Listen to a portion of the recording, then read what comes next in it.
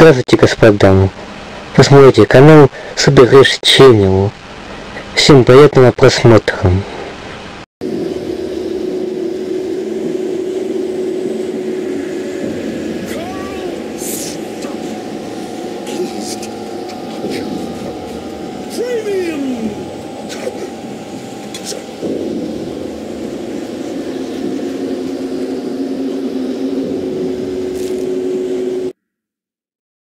The taking stood before me. It was impossible to focus on it, as if it stood in a blind spot caused by a brain tumor and eye disease.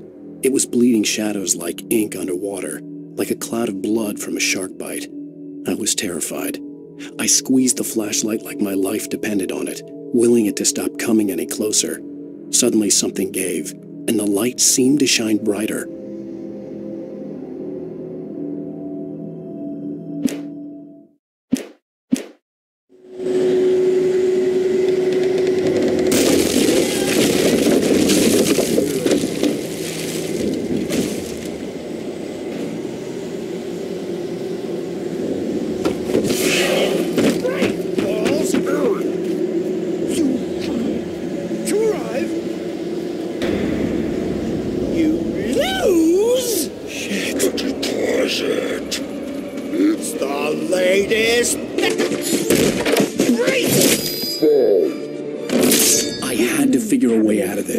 Any second now, and Stucky would be knocking on the door with his axe like Nicholson in The Shining.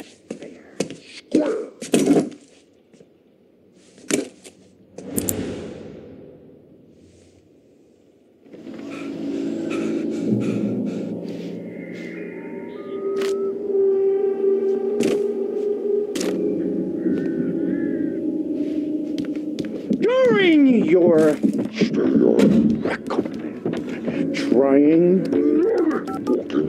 Yes! The latest. Braight Fall's Sheriff Station. How may I... Hello? Hello?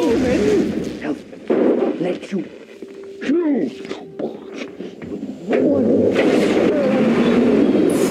This is bad.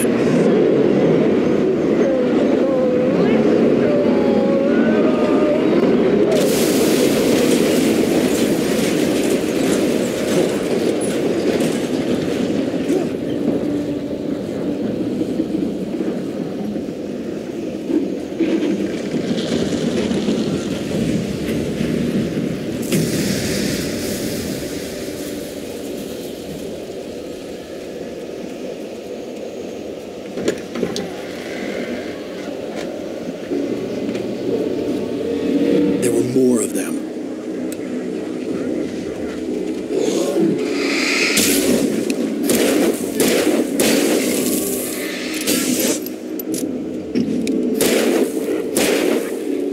My head bounded with the concussion.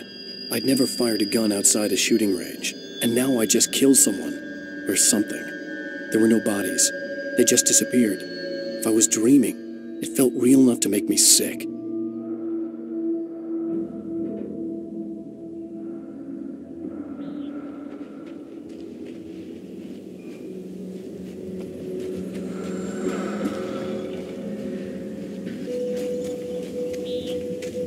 Eerie hand-painted graffiti was revealed by my flashlight. Someone had hidden a chest of supplies near it.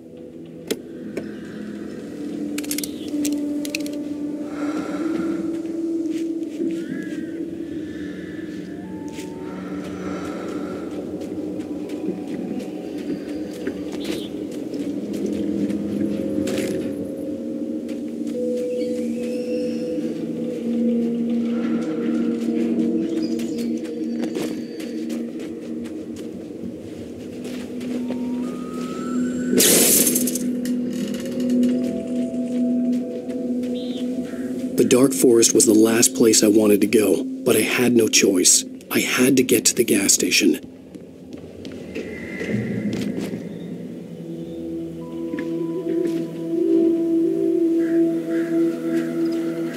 It's rabbit season.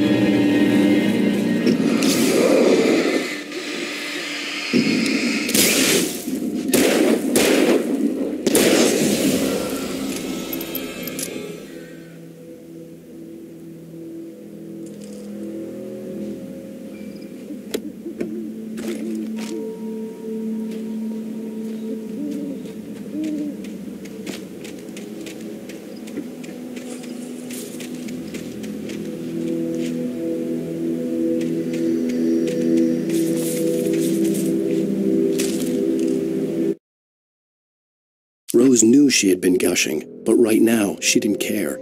As far as she was concerned, her brief meeting with Alan Wake was literally the high point of her life. She watched as he got in the car with his wife. She was pretty, confident, at ease with Wake. Not like Rose. They were perfect for each other. She'd have given anything to be called their friend.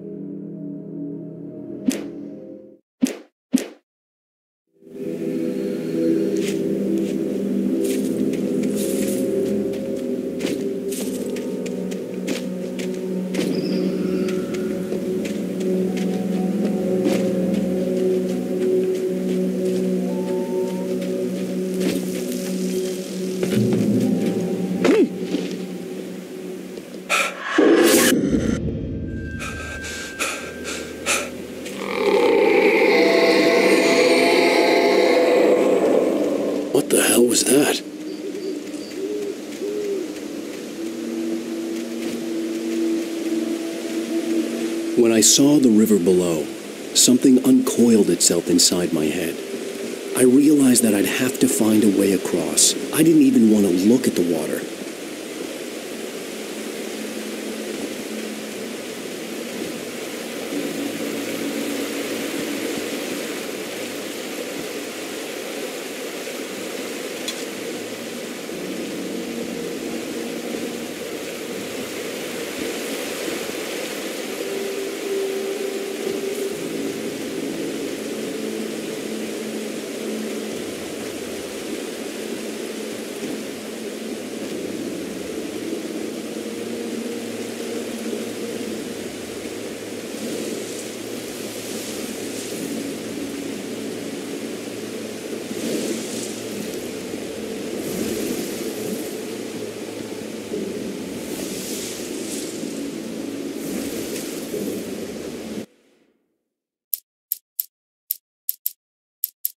Barry Wheeler was bouncing off the walls.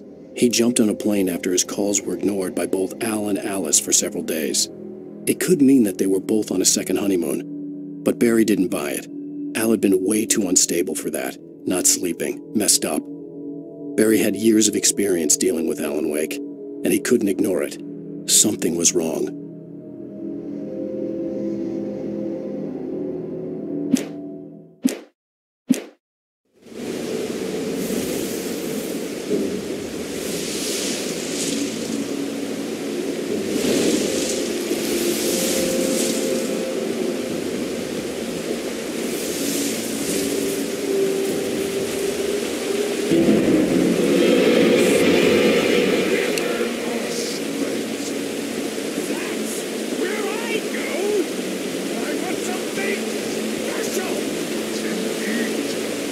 Stucky was still out there, in the dark, stalking me.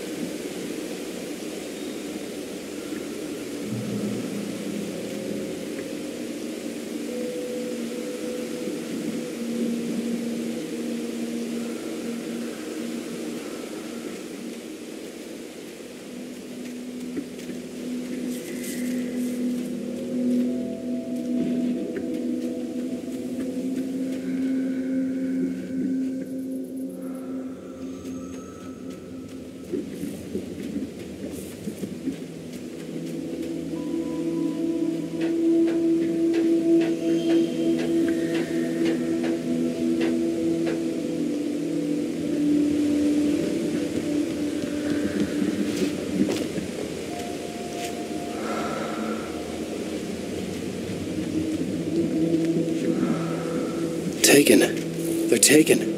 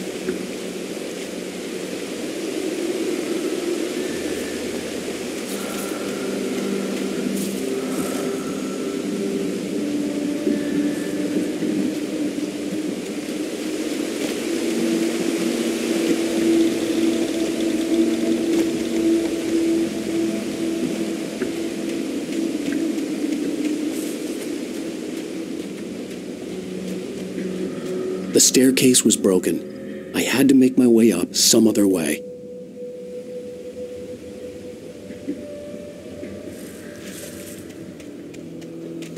I couldn't stay here. There had to be a way to get up there.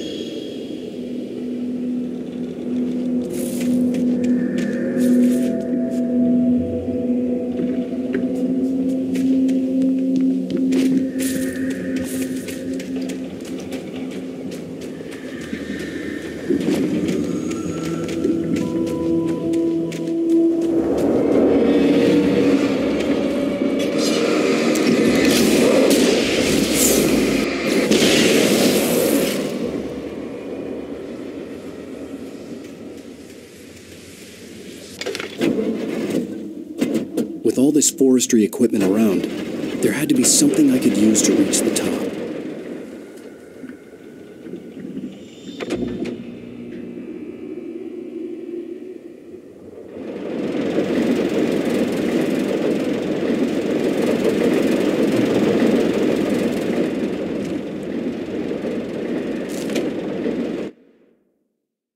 I heard them before I saw them, swooping down from the sky and screeching as they came.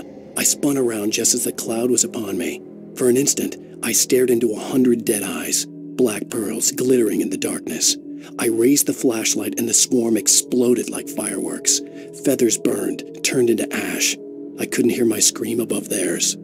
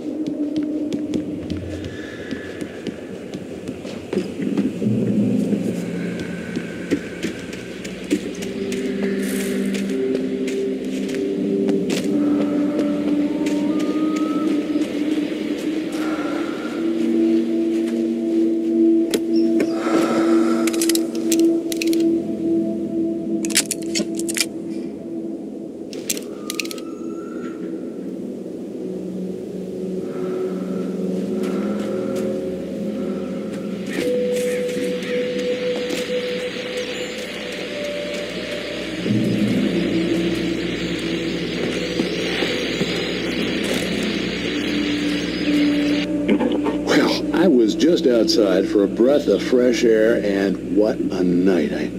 I know most of you are probably in your beds by now, but if you're still up and around, take a moment. Step outside for a spell and breathe in deep.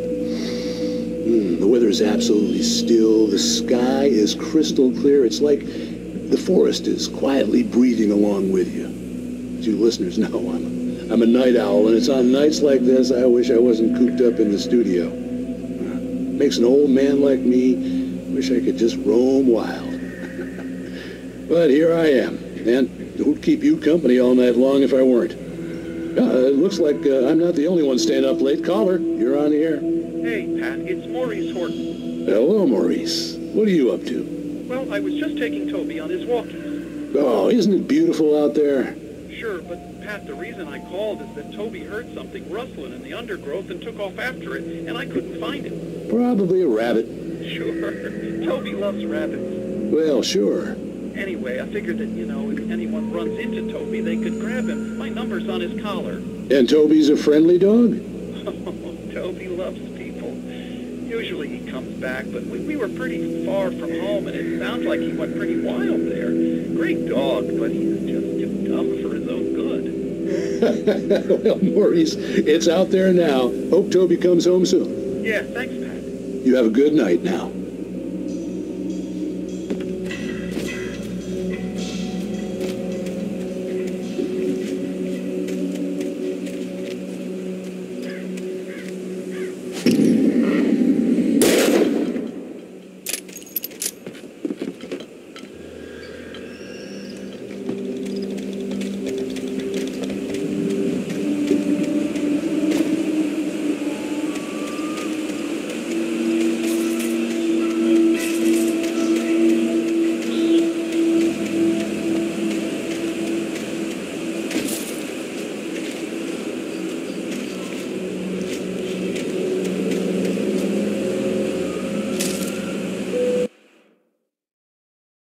At first, I kept finding the pages as if by accident. The book I couldn't remember was either a terrible and true prophecy or an act of creation that had rewritten the world. I began to hunt the pages feverishly, for they held the answer to the mystery. With it, I could save myself. With it, I could save Alice.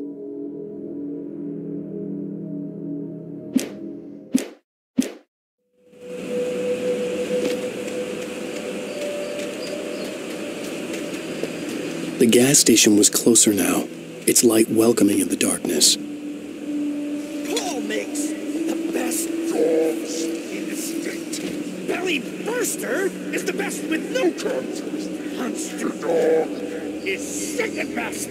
The famous dog is...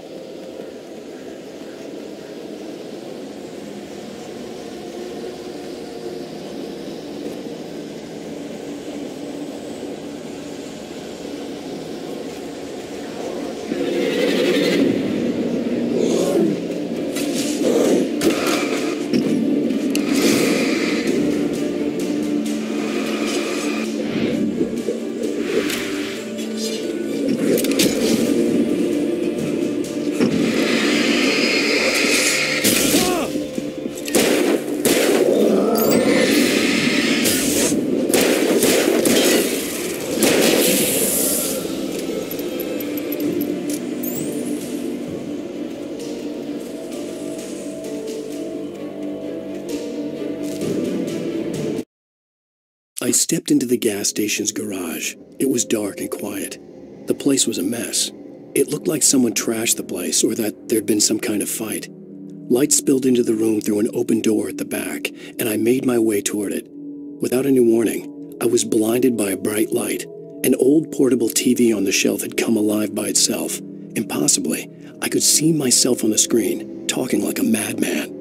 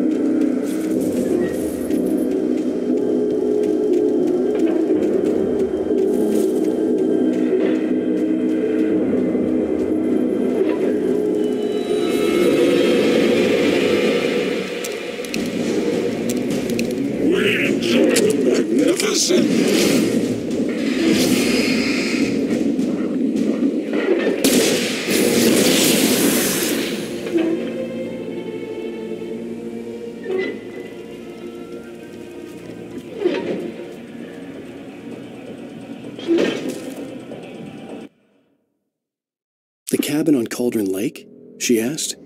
The sheriff looked at me suspiciously. The early morning light flooded through the office windows. I would probably never have gotten out of the woods alive without her help. But I couldn't tell her the truth of what I'd faced the previous night. She'd think I was lying or crazy. She'd lock me up, and she wouldn't help me find Alice.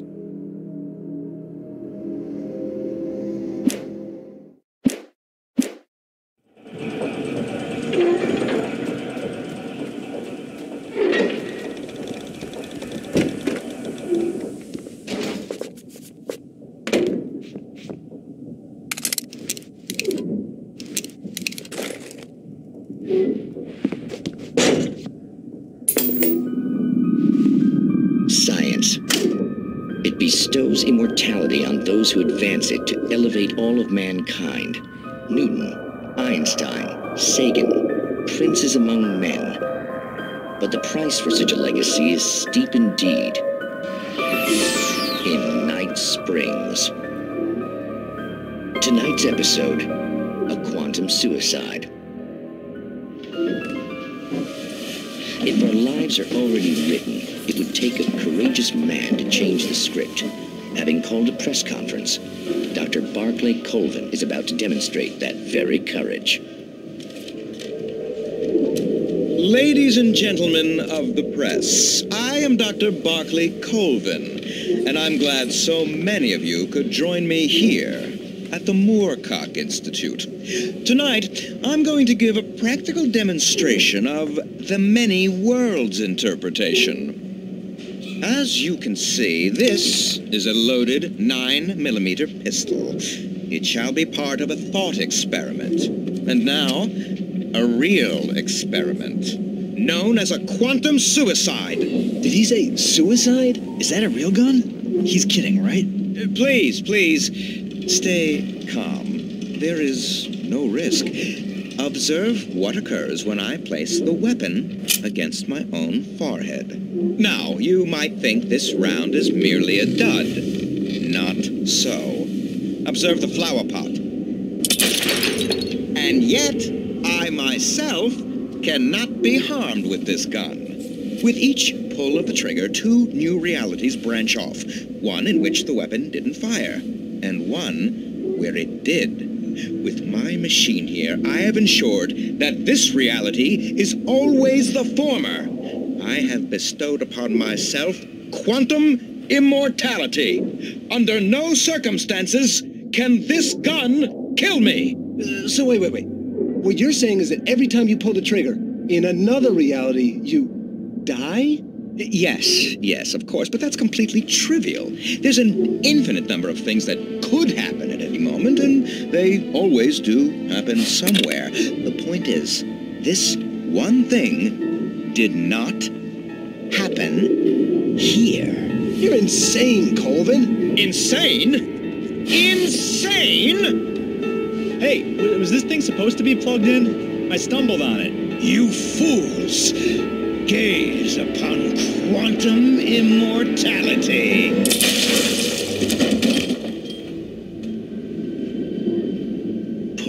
Poor Dr. Colvin, felled by his own hubris or the ignorance of the masses.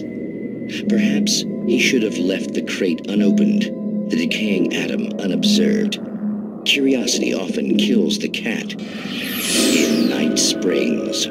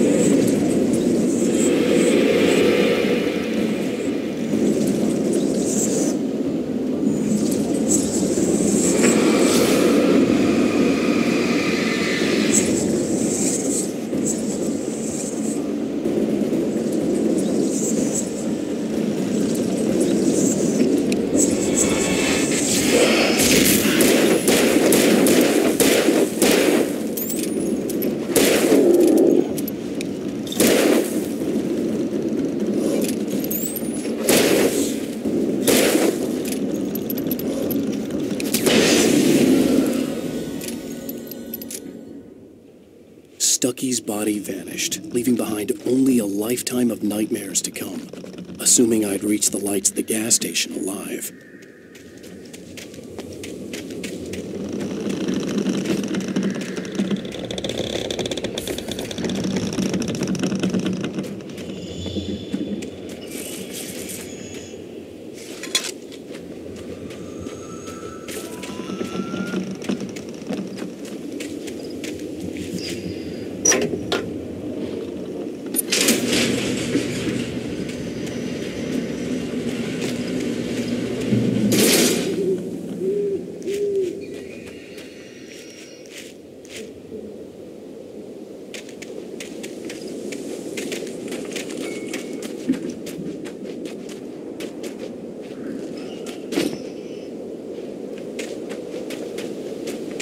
I recognized the parade float I had seen in Brайт Фоллс when I first arrived with Alice.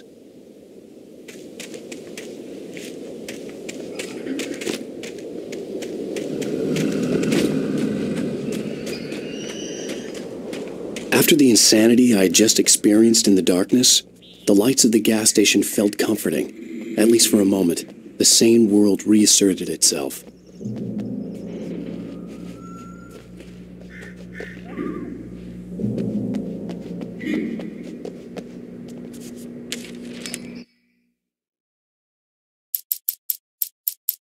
Stucky spat on the garage floor and tried to shake the cobwebs from his head.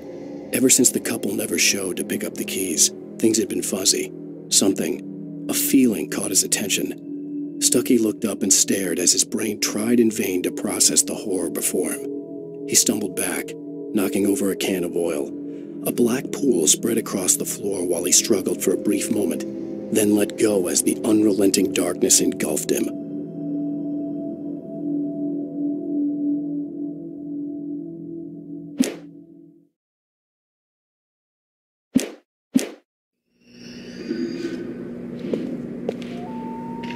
The Deer Fest had been 2 weeks away when we arrived.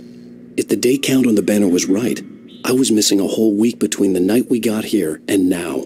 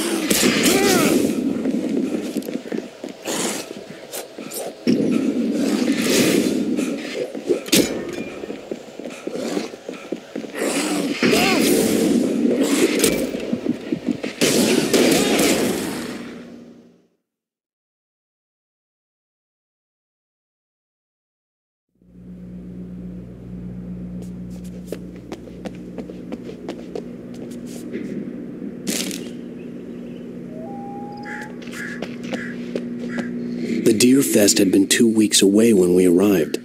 If the day count on the banner was right, I was missing a whole week between the night we got here and now.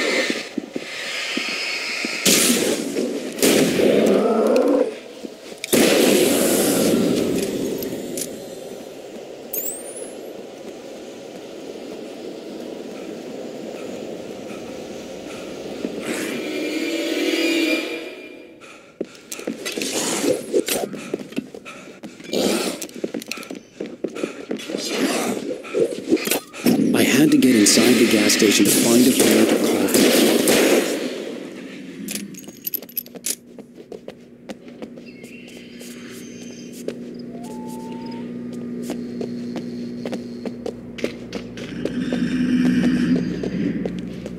The garage was a mess. It looked like someone had trashed the place, or that there'd been some kind of fight. I'll write. I'll keep writing. Outside, there's only darkness. Outside the cabin, outside the story, there's only darkness. I can feel her presence in the dark. Just now, I could smell her perfume in the room. I'll reach her. I'll fix it up. I'll bring her back. The story will come true. If I stop, she's lost. I don't believe this. It'd been me on the TV, talking crazy. Was I losing my mind?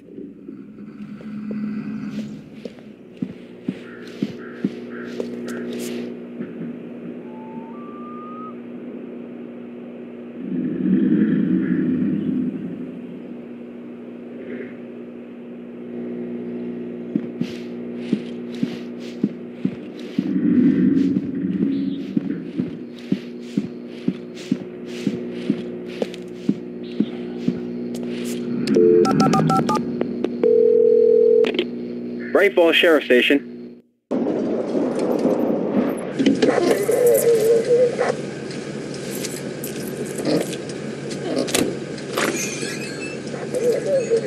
Oh, thank God, Sheriff. Sheriff Sarah Breaker. You are... I'm Alan Wake. Well, listen, I was in a car crash. My wife, Alice, she's missing. Calm down, Mr. Wake. We were staying in a cabin on the island, on Cauldron Lake. There's no island on Cauldron Lake. Not since the big eruption in the 70s. Please, I can take you there, okay? You look like you've taken a pretty bad knock to the head. Are you okay? Listen. We'll figure this out. Please get in the car. We'll swing by the lake and then we'll go to the station, okay? Mr. Wake, have you seen Stucky, the guy who owns this place? I realized I couldn't tell her what had happened in the forest. She wouldn't have believed me. And then she wouldn't have helped me with Alice.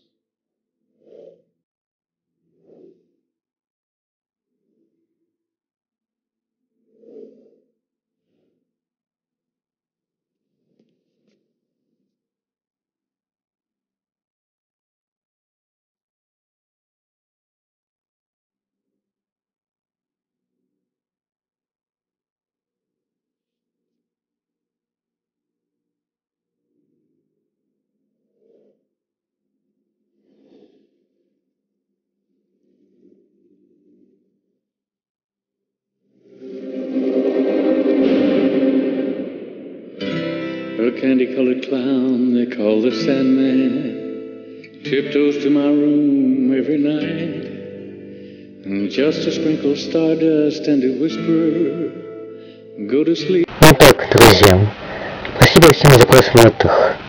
Подписывайтесь и ставьте лайки.